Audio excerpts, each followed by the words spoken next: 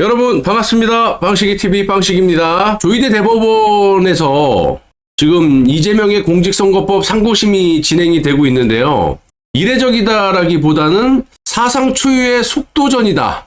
이런 표현이 가장 적절할 만큼 엄청난 속도로 재판을 진행하고 있습니다. 현재 그 형사 공동조라는 게 있는가 봐요. 공동조에서 두 가지 버전의 판결문 초안이 작성이 돼서 검토 보고까지 완료된 상태다. 그래서 이렇게 빠른 진행 속도를 보일 수밖에 없는 것은 사회 혼란을 최소화시키기 위함, 그리고 조기 대선이라는 좀 특수한 상황에 처해져 있다는 그런 점이기도 하지만, 이재명의 공직선거법 관련해서 이미 그 여러 건들이 대법원 확정 판결이 나와 있을 정도로 이 재판을 진행하는 대법관들이 이미 손바닥 보듯이 훤히 보고 있다는 거예요. 모든 걸 지금 인지하고 있고, 상당히 또 2년, 3년이 지났기 때문에 더군다나 지금 뭐 대선이 끼고 탄핵이 되고 사회 이슈가 되고 안 볼래야 안 볼 수가 없다라는 거예요, 대법관들이. 그래서 훤히 보고 있고 이미 이미지 트레이닝이 끝났다.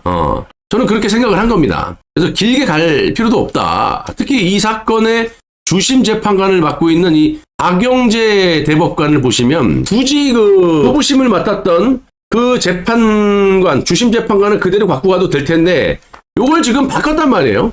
근데 다른 사람도 아니고 박영재라는 대법관으로 이 사건의 주심 재판관을 맡겨놨다라는 거. 자, 그러면 이재명의 공직선거법 지금 상고심 대법원에서 재판 중인데 이 사건의 핵심이 뭐예요? 백현동 개발비리예요. 자, 그래서 개발비리 사건 수사를 무마해 주겠다면서 여러 브로커들이 있지만 이 민간업자로부터 거액을 받은 혐의로 기소가 된 이 모 씨에게 이 박영재 대법관, 주심 대법관이 징역 3년에 추징금 13억 3,616만 원을 확정 선고한 그런 분이에요. 자기가 선고를 내린 거야. 그것도 무슨 항고심도 아니고 대법원 확정 판결을 내린 분이라고. 본인이 확정을 내린 판결을 뒤집는다? 또 이재명의 최측근인 브로커 김인섭에게 유죄 확정 판결을 때린 권영준 대법관도 포진돼 있죠. 김인섭이가 누굽니까? 이재명 캠프의 이재명 최측근이에요. 그리고 브로커들에게 돈 받을 때, 민간업자한테 돈 받을 때도 이놈이 내가 이재명 친하다 알고 있으니까 내가 요런 거 문제없이 해줄 테니까 얼마 꽂아줄 수 있냐, 이렇게 디테일하게. 그래서 대법원에서 확정 판결을 받은 거예요. 어이가 없잖아. 내가 대법원에서 확정 판결을 내린 거를 1심, 2심에 나온 거를 자기가 반장해서 자기 소신껏 자기 법리 해석으로 이거는 유죄다. 이렇게 그 세 분이 관련 재판을 했다. 그래서 유죄 확정 판결을 내렸던 대법관들이 이거를 다른 사건도 아니고 자신들이, 그것도 대법관인 본인들이 확정 판결을 한 것을 뒤집고 무죄를 준다? 증거 없이? 어불성설이라고 저는 보고 있어요. 판결문 초안이 나왔다 벌써. 그래서 검토 보고까지 끝난 상태다, 이렇게 말씀을 드렸잖아요. 세 가지 버전이 될 수도 있죠. 이 파기 재판이라는 건 정말 시원하고 한 방에 끝낼 수 있어. 그런데 지금 법조인들의 중론을 모아보면은 이 유죄 취지와 무죄 취지에서 파기 재판이 아닌 파기환송, 고등법원으로 돌린다.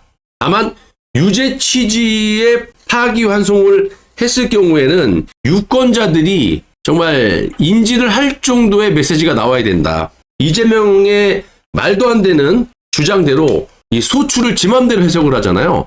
형사상 소추가 안 된다. 대통령은, 현직 대통령은. 그거는 소추 그 말 자체가 헌법에도 규정이 돼 있고, 새로운 기소, 새로운 기소가 안 된다라는 게 소추인데, 이러면 그냥 대통령이 되면 모든 재판이 중단된다라고 얘기를 해버려요. 그거는 미국 사례죠. 미국의 트럼프 대통령 같은 사례는 재판을 받고 뭐 형량을 받더라도 대통령이 당선이 되면 그냥 미국 같은 경우는 올수도, 거기는 헌법재판소도 없잖아. 그냥 올수도비야. 근데 그거를 얘기하고 있어. 속지 마세요. 헷갈리지 마시라고. 대한민국 헌법에 어디에도 대통령 당선 이전에 이재명처럼 5개 재판이 돌아가고, 이 재판이 돌아간다는 건 기소가 벌써 끝나서 재판을 하고 있는 거 아닙니까? 현직 대통령의 형사소추는 말 그대로 새로운 기소를 못한다, 이 뜻이야. 이재명이나 민주당 측이 얘기하는 건 미국 사례를 얘기하는 거지. 여기가 미국이냐 이 새끼야, 한국이지? 여러분 헷갈리시면 안 돼요. 그래서 재판이 돌아가고 있는 거. 그래서 만약에 유죄 취지의 파기환송을 고등법원에 돌려서 대선에 영향을 주지 않게끔 하려면 유권자들에게 재판은 중단되지 않는다 라고 명확하게 공표를 해야 된다. 저는 유죄 취지가 말이 안 되는 게, 유죄 취지로 돌리면 아무리 이렇게 빠르게 한다 하더라도 대선 전에 이게 선고가 날 확률이 많이 없잖아요. 그리고 이게 또 뒤집혀질 가능성도 없지 않아 있어요. 0. 몇 %라도. 근데 이런 걸 봤을 때 사회적 혼란을 야기시키지 않게 해서 축소하고 최소화시키기 위해서 또 5월 10일 이전에 빠르게 진행을 해서 이재명이 유죄 선고를 받았을 때 제2, 제3의 후보가 등록을 할 수 있게끔 배려하는 그런 재판이 중론이고, 그게 객관적 사실이고, 근데 이렇게 빠르게 한다고 하더라도 유죄 취지든 무죄 취지든 돌려버린다면 정말 앞뒤 논리가 맞지 않는 거지. 사회 혼란을 야기시킬 수밖에 없는 거죠. 나중에 유죄 취지로 돌려가지고 유권자한테 뭐 재판이 중단될 수 있다 이렇게 소스를 주더라도 이재명을 지지하는 것들이 어떻게 정상적인 놈들입니까? 지 형수에게 찌찌거리고 지 자식은 쑤셔 박는다 그러고 애비는 찢는다 그러고 애미는 저지랄하고 있고 집구석이 다 저지랄들인데 조카는 그냥 지 여자친구 엄마하고 그냥 어버이날 칼로 18방울 쑤셔갖고 그냥 다 죽여버리고, 그리고 그걸 갖다가 데이트 폭력이라고 변호하는 놈이 이재명이고, 지 고향 가서 쌍욕하고 말이야. 피해 주민들에게. 아니 뭐 그거 말고도 이런 정신 넉 빠진 놈들을 갖다가 살인을 저질러도 이놈들은 이재명을 지지할 놈의 유권자들에게 이게 유죄 취지고 무죄 취지고 먹히겠습니까? 그냥 파기자판으로 피선거권을 박탈을 시켜버려야죠. 아무튼 유죄 취지, 무죄 취지 이렇게 판단을 하고 있어요. 만약에 파기환송이 끼어있다 그러면은 세 가지의 버전이 존재해야 되겠죠. 판결문 초안이.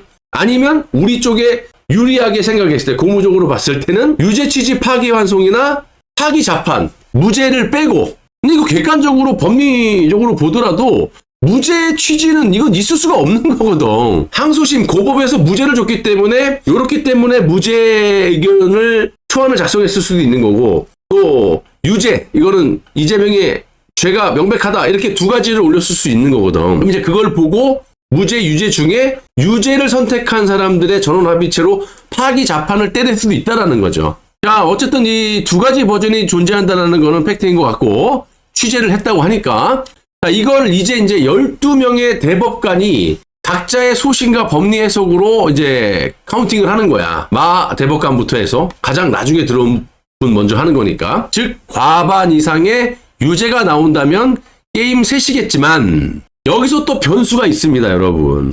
참 진짜 변수가 왜 이렇게 많습니까?